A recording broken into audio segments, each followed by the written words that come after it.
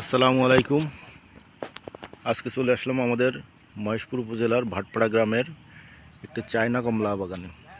এখন কি পরিমাণ কমলা ধরে আছে, প্রচুর পরিমাণে থোকায় থোকায় ধরে আছে। দেখেও বোঝার উপায় নাই যে এটা বাংলাদেশ। কৃষির